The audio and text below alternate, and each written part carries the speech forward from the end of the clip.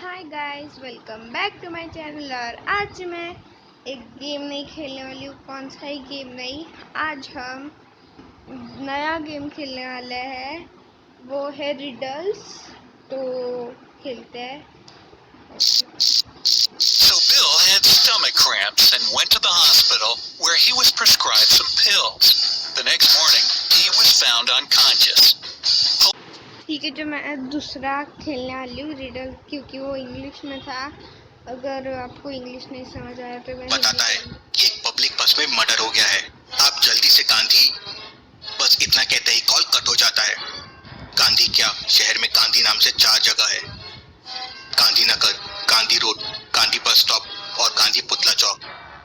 ये कौन सी जगह हो सकती है? लॉजिकल आर्मी, क्या आप सोच के बता सकते हैं ये कौन सी जगह हो सकती है? तो यहाँ पर एक बस में मर्डर हुआ है। बस या फिर कहाँ पर, तो वो गांधीनगर में हुआ है। तो अभी हमें देखना है कि वो कौन से गांधी में हुआ है। Gandhinagar, Gandhi road, Gandhi bus stop और गांधी पुतला स्क्वायर। ठीक है, तो ये बस नगर से भी जाती है। I think Gandhi bus stop और या फिर गांधी रोड होगा। बी और सी। चलो देखते हैं आंसर क्या। सी में तो बी होना चाहिए। रात का टाइम है और पब्लिक बस में मर्डर हुआ है, मतलब जरूर गांधी बस स्टॉप के बारे में बता रहा होगा। मेहुल अपनी कार निकालता है और तू देखा गाइस, मैंने बोला था सी, क्योंकि बस स्टॉप में ही आएगा। तो हमारा 1 पॉइंट हो चुका है। तुरंत बस स्टॉप के लिए निकल जाता है। लेकिन एक्चुअल में हुआ क्या था, चलिए देखते हैं। बस स्टॉप का गार्ड बाहर खड़ा था, तभी उसे गोली चलने की आवाज आती है। वो दौड़ते हुए अंदर आता है तो उसे वहाँ 3 बसेस दिखती है। वो तीनों बसेस को देख के समझ जाता है कि गोली कौन से बस में चली थी। लॉजिकल आर्मी, क्या आप बता सकते हैं? ठीक है, तो हमें देखना है कि कौन सी गाड़ी पर गोली चली है। आई थिंक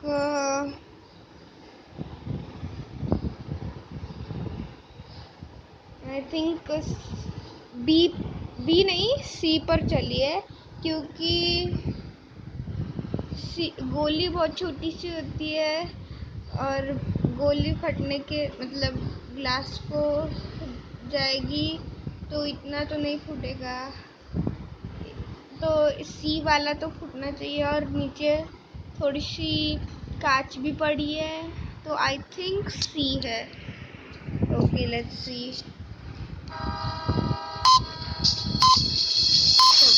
प्लीज किया ना, फिंगर्स क्रॉस्ड। तीसरी बस का ग्लास देखिए, उसमें गोली का होल है और नीचे कांच के टुकड़े पड़े हुए हैं। वो ये समझ जाता है और तुरंत बस के अंदर देखने के लिए दौड़ता है। तो एक नकाबपोश आदमी उसे जोरों से धक्का मारता है और गायब हो जाता है। गार्ड गिर के बेहोश हो जाता है। थोड़ी देर बाद जब उसे होश आता है तो वो बस के अंदर जाके देखता है तो उसे एक मरा हुआ आदमी मिलता है। उस आदमी के बाजू में एक ब्रीफकेस रखा हुआ था। वो ब्रीफकेस खोलने की कोशिश करता है। ब्रीफकेस लॉक्ड है। क्या आप हिंट्स को देख के बता सकते हैं ब्रीफकेस को खोलने का कोड क्या हो सकता है? ओके, तो कोड ढूंढना है हमें। ठीक है, तो यहाँ पर है 1+1+1। वाह, 1+1+1 इज इक्वल टू 1 कैसे हो सकता है? 3 होएगा ना। ठीक है, चलो रहने दो। 2+2+2 8। रुको, मेरे को ही काउंट करने दो। नहीं, 2+2+2 8 नहीं होता है। 3+3+3 27 नहीं होता है। 1+2+3 6 होता है। एक आंसर करेक्ट हो गया इनका, डब्बे वाले का। ठीक है, चलो 3+3+1। ओके, तो 3+3+1 कितना होगा? 331 नहीं, 331 नहीं। क्या होगा? आई थिंक सो यहाँ पर फर्स्ट वाला रॉन्ग है, सेकंड वाला भी रॉन्ग है, थर्ड वाला रॉन्ग है, करेक्ट है तो थर्ड आई थिंक 7 ही आना चाहिए। और आपका आंसर कमेंट कीजिए। 7 आई थिंक सो 7 है।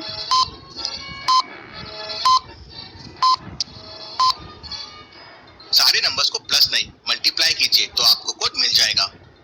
जैसे 1 इंटू 1 इंटू 1 हो जाएगा 1, 2 इंटू 2 इंटू 2 हो जाएगा 8, तो कोड के लिए 3 इंटू 3 इंटू 1 हो जाएगा 9। The Great Indian Travel Sale is live on Make My Trip। Code 9 press करता है तो ब्रीफकेस खुल जाता है और अंदर बहुत सारा पैसा होता है।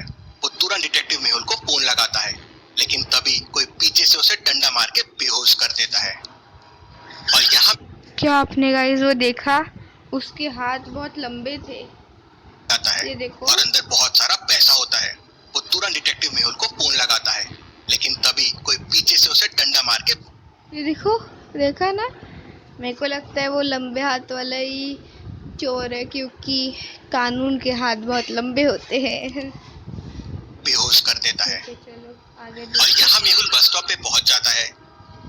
मेहुल बस के अंदर जाके देखता है तो उसे डेड बॉडी मिल जाती है, लेकिन गार्ड नहीं मिलता है। तभी मेहुल को गोली चलने की आवाज आती है। मेहुल आवाज की तरफ दौड़ता है तो उसे 3 घर दिखते हैं। क्या आप बता सकते हैं वो नकाबपोश और गार्ड कौन से घर में है? ए बी या सी? सोचिए और आपका आंसर कमेंट कीजिए। ओके, तो अभी देखना है वो चोर या फिर कोई तो कौन से घर में गया है, ए बी की सी।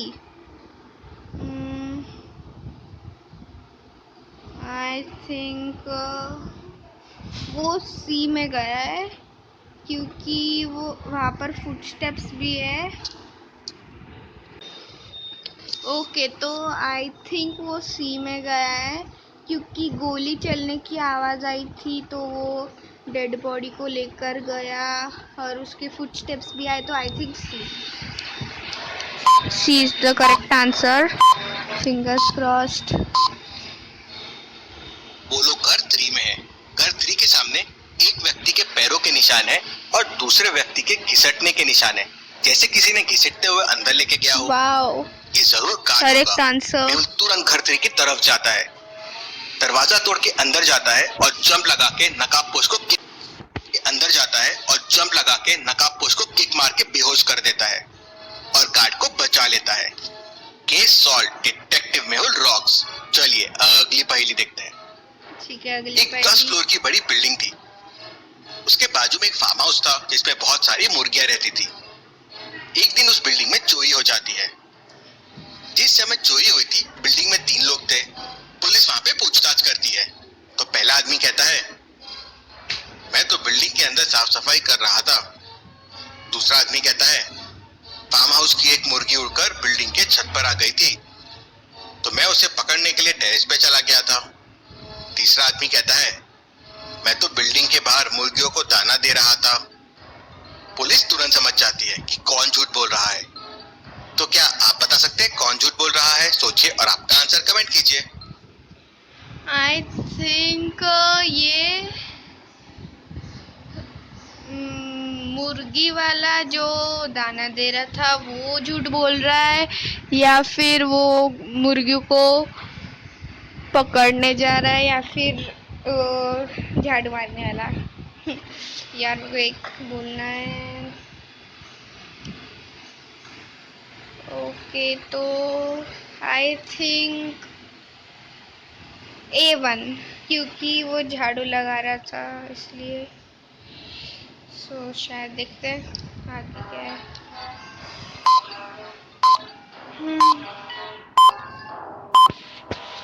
चलिए इसका आंसर देखते हैं।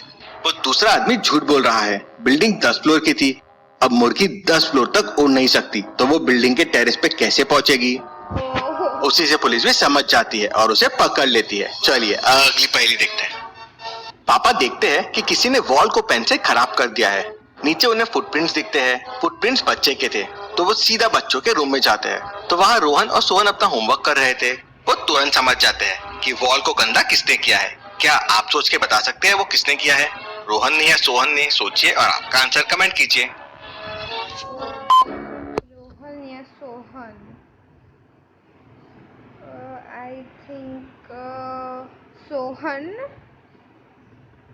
क्योंकि वो थोड़ा सा डरा हुआ बैठा है, एस वाला। तो देखते हैं। चलिए इसका आंसर देखते हैं। रोहन को देखिए, वो लेफ्ट हैंड से होमवर्क कर रहा है, मतलब वो लेफ्टी है। और वॉल के पास देखिए, फुटप्रिंट्स राइट में है और पेन का मार्क लेफ्ट में है, मतलब किसी लेफ्टी ने ये किया है। और वो रोहन है। पापा भी ये समझ जाते हैं। चलिए अगली पहेली देखते हैं। रात होने लगी थी और रोहन जंगल में फंस जाता है। वो मैप निकाल के देखता है तो उसे समझता है कि उसे नॉर्थ में जाना है। वो अपने बैग में देखता है तो उसे 3 कंपास मिलते हैं। वो तीनों से डायरेक्शन चेक करता है, लेकिन तीनों कंपास अलग अलग डायरेक्शंस बताते हैं। तो क्या आप तीनों कंपास को देख के बता सकते हैं कौन सा कंपास सही है और नॉर्थ किस तरफ है, लेफ्ट में, राइट में या सीधे में? सोचिए और आपका आंसर कमेंट कीजिए। आई थिंक कि ए नहीं है, आई थिंक सी है, सी भी नहीं है, सॉरी।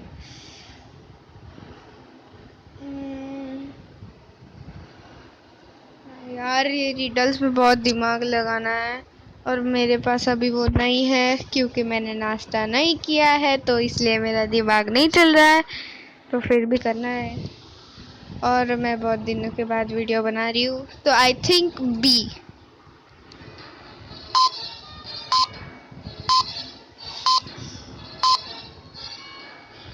सामने देखिए, सनसेट हो रहा है, मतलब सामने वेस्ट है। अगर सामने वेस्ट है तो राइट में नॉर्थ होगा और कंपास सी राइट में नॉर्थ बता रहा है। हमेशा कंपास के नॉर्थ को एन सिंबल से मैच कीजिए तो आपको सही डायरेक्शन मिल जाएगा। रोहन राइट लेता है और आगे बढ़ जाता है। चलिए अगली पहेली देखते हैं। आज मेरे छोटू को और क्या हो गुड़िया रहा है? दोनों रेस टिप खेल रहे थे। गुड़िया दाम दे रही थी और छोटू छुपने वाला था। गुड़िया अपनी आंखें बंद कर लेती है और छोटू घर के अंदर नहीं छुप जाता है। गुड़िया उसे ढूंढने के लिए घर के अंदर जाती है। अब घर के अंदर 3 कमरे थे। गुड़िया को समझ नहीं आ रहा था कि छोटू कौन से कमरे में छुपा होगा। क्या आप इन तीनों रूम्स को देख के बता सकते हैं छोटू कौन से रूम में गया होगा? सोचिए और आपका आंसर कमेंट कीजिए। आई थिंक कि वो फर्स्ट रूम में तो नहीं जा सकता, क्योंकि वहाँ पर एक ताला है येलो कलर का। थर्ड रूम में वहाँ पर एक छोटी सी ना, वो पहले ना घर पे ऊपर ना कड़ी लगाने की जगह है, वो भी लॉक्ड है बाहर से ही। तो आई थिंक सेकंड रूम में वो छुपा होगा। तो लेट्स सी।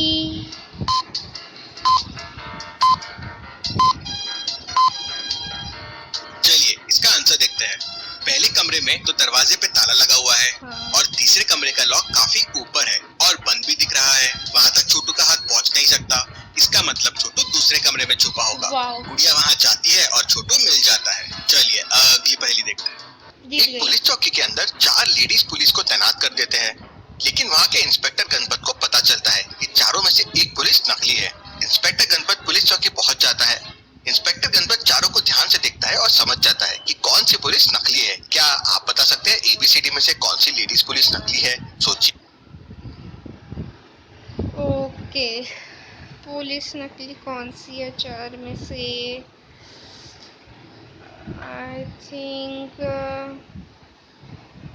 उनके शू, पैंट, वो पट्टा है ना जो चोरों को हाथ में बांधते हैं, और हैट,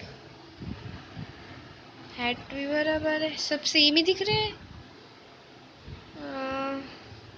सबके पास बंदूक भी है, हाथ भी, वो हाथ हमको भी है, पर वो नकली चोर बता रहा है। और ये लास्ट रिडल है। ओके, तो आई थिंक उनका जो कॉलर रहता है यहाँ पर वो भी है, तो क्या का?